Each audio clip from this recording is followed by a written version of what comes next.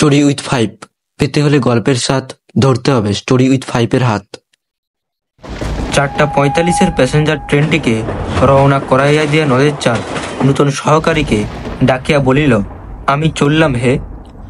নূতন সহকারী একবার মেঘাচ্ছন্ন আকাশের দিকে চাহিয়া বলিল, আজ্ঞে হ্যাঁ। নদের চাঁদ বলিল, আর বৃষ্টি হবে না কি বলো? নূতন সহকারী একবার জলে জলময় পৃথিবীর দিকে চাহিয়া বলিল, আজ্ঞে না।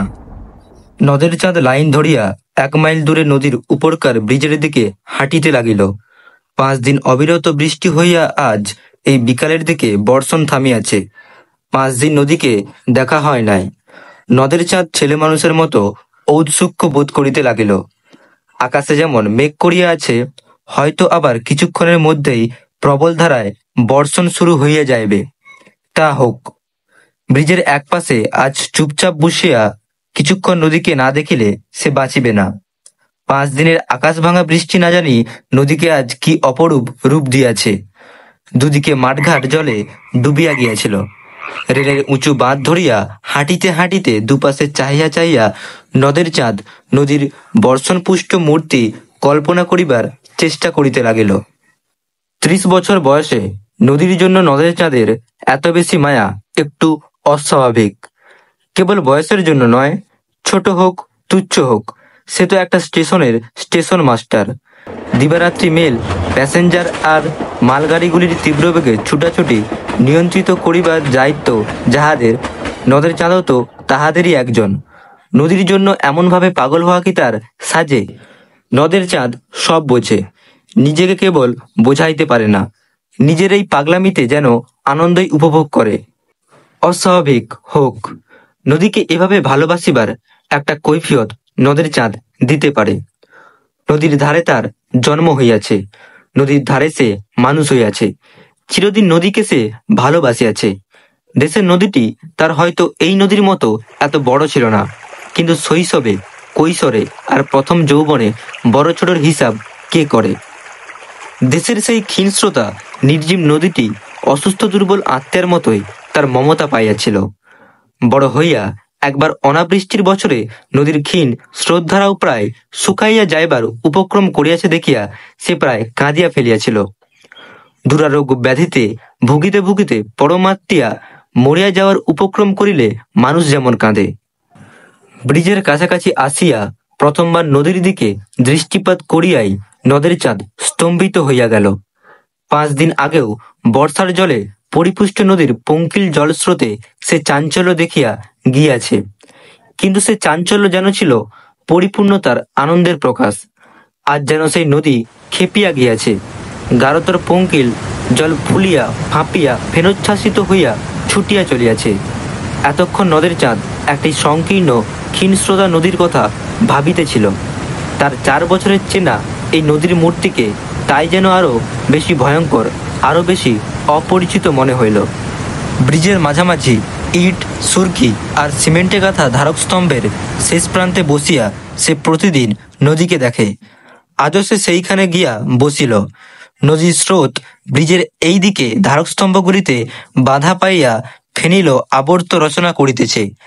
এত উঁচুতে জল উঠিয়া আসিয়াছে যে মনে হয় ইচ্ছা করিলে বুঝি হাত বাড়াইয়া স্পর্শ করা যায়। নদের চাঁদের ভারী আমোদ বোধ হইতে লাগিল।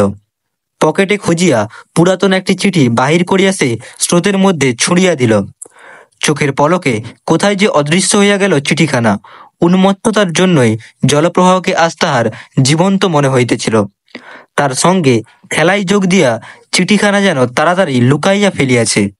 2 দিন ধরিয়া বাহিরের অবিশ্রান্ত বর্ষণের সঙ্গে সুর মিলাইয়া নদের চাঁদ বউকে প্রাণপণে একখানা 5 পৃষ্ঠা ব্যাপী বিরহ বেদনাপূর্ণ চিঠি লিখিয়াছে। চিঠিটা পকেটেই ছিল। একটু মমতাবোধ করিল বটে, কিন্তু নদীর সঙ্গে খেলা করার লোভটা সে সামলাইতে পারিল না। একখানি পাতা ছিঁড়িয়া দুমড়াইয়া মুচড়াইয়া জলে ফেলিয়া দিতে লাগিল। তারপর নামিল বৃষ্টি। সে কি মুষলধারায় বর্ষণ। ঘণ্টা 3 বিশ্রাম করিয়া মেঘের যেন নূতন শক্তি সঞ্চিত হইয়াছে। নদের চাঁদ বসিয়া বসিয়া ভিজিতে লাগিল, উঠিল না। নদী হইতে একটা অশ্রুতপূর্ব শব্দ উঠিতেছিল। তার সঙ্গে বৃষ্টির ঝমঝম শব্দ মিশিয়া হঠাৎ এমন একটা সঙ্গত সৃষ্টি করিয়াছে যে নদের চাঁদের মন হইতে ছেলে মানুষই আমোদ মিলিয়া গেল। তার মনে হইতে লাগিল এই ভীষণ মধুর শব্দ শুনিতে শুনিতে সর্বাঙ্গ অবসন্ন হইয়া আসিতেছে। ক্রমে ক্রমে দিনের স্তিমিত আলো মিলাইয়া চারিদিকে অন্ধকারে ছাইয়া গেল। বৃষ্টি একবার কিছুক্ষণের জন্য একটু কমিয়া আবার প্রবল বেগে বর্ষণ আরম্ভ হইল। ব্রিজের উপর দিয়া একটা ট্রেন চলিয়া যাওয়ার শব্দে আকস্মিক আঘাতে ঘুম ভাঙিয়া যাওয়ার মতো একটা বেদনাদায়ক চেতনা কিছুক্ষণের জন্য নদের চাঁদকে দিশেহারা করিয়া রাখিল। তারপর সে অতি কষ্টে উঠিয়া দাঁড়াইল। বড় ভয় করিতে লাগিল নদের চাঁদের। হঠাৎ তাহার মনে হইয়াছে, রোষে ক্ষোভে উন্মত্ত এই নদীর আর্তনাদী জলরাশির কয়েক হাত উঁচুতে এমন নিশ্চিন্ত মনে এতক্ষণ বসিয়া থাকা তাহার উচিত হয় নাই। হোক ইট, সুরকি, সিমেন্ট, পাথর, লোহালক্করে গড়া ব্রিজ, যে নদী এমনভাবে খেপিয়া যাইতে পারে তাহাকে বিশ্বাস নাই। অন্ধকারে অতি সাবধানে লাইন ধরিয়া হাঁটিতে হাঁটিতে নদের চাঁদ স্টেশনের দিকে ফিরিয়া চলিল। নদীর বিদ্রোহের কারণ সে বুঝিতে পারিয়াছে। ব্রিজটা ভাঙিয়া ভাসাইয়া লইয়া দুপাশে মানুষের হাতে গড়া বাঁধ চুরমার করিয়া সে স্বাভাবিক গতিতে বহিয়া যাইবার পথ করিয়া লইতে চায়। কিন্তু পারিবে কি? পারিলেও মানুষ কি তাকে রেহাই দিবে? আজ যে ব্রিজ আর বাঁধ সে ভাঙিয়া ফেলিবে, কাল মানুষ আবার সেই ব্রিজ আর বাঁধ গড়িয়া তুলিবে। তারপর এই গভীর প্রশস্ত জলপূর্ণ নদীর তার দেশের সেই ক্ষীণস্রোতা নদীতে পরিণত হইতে না জানি মোটে আর কতদিন লাগিবে। স্টেশনের কাছে নূতন রং করা বৃষ্টির জন্য এতকাল নদের চাঁদ গর্ব অনুভব করিয়াছে। আজ তার মনে হইল, কি প্রয়োজন ছিল ব্রিজের? বোধহয় এই প্রশ্নের জবাব দিবার জন্যই পিছন হইতে 7 নম্বর ডাউন প্যাসেঞ্জার ট্রেনটি নদের চাঁদকে পিছিয়ে দিয়া চলিয়া গেল ছোট স্টেশনটির দিকে।